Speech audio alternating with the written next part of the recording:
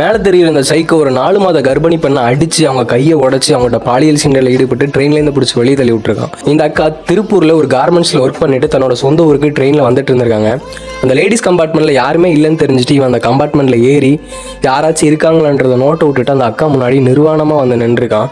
உடனே அந்த அக்கா பயங்கரமாக அவனை அடிக்க ஆரம்பிச்சிருக்காங்க. இவனும் பயங்கரமாக அந்த அக்காவை அடித்து அவங்க கையை உடச்சி பயங்கரமாக தாக்குதல் நடத்தி அவங்கள்ட்ட தவறாக நடந்துக்கிட்டு கடைசியில் ட்ரெயின்லேருந்து பிடிச்சி வெளியே தள்ளி விட்டுட்டு ஓடி போயிருக்கான். இதில் அவங்க வயிற்றுக்குள்ளே இருந்த 4 மாத சிசுவும் இறந்து போயிடுச்சு. அதை ஆப்ரேஷன் பண்ணி வெளியே எடுத்துட்டாங்க.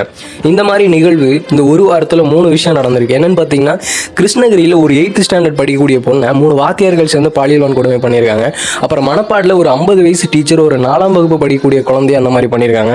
இப்போ பார்த்தீங்கன்னா இந்த மாதிரி ட்ரெயின் இன்சிடென்ட் இது நாளுக்கு நாள் அதிகமாகிட்டே தான் இருக்குது. காரணம் என்னன்னு பார்த்தீங்கன்னா, இங்கே தண்டனைகள் சரியில்லை அப்படின்னு தான் நினைக்கிறேன். இந்த மாதிரி பாலியல் ரீதியான குற்றங்களுக்கு தூக்கு தண்டனை கொடுத்தா மட்டும்தான் இது குறையும் நினைக்கிறேன். இந்த மாதிரி மனித உரிமை பேசுகிறாங்க. அப்புறம் நீதிமன்றத்தில் என்ன சொல்லுவாங்கன்னு பார்த்தீங்கன்னா, ஒரு உயிரை எடுக்கிற உரிமை நமக்கு கிடையாது, அது இயற்கைக்கு மாறானது அந்த மாதிரி சொல்லுவாங்க. நான் என்ன சொல்கிறேன்னு பார்த்தீங்கன்னா, இவனுங்களெல்லாம் வெளியே விட்டால் இது மாதிரி பல உயிர்கள் நல்ல உயிர்கள் போகும்.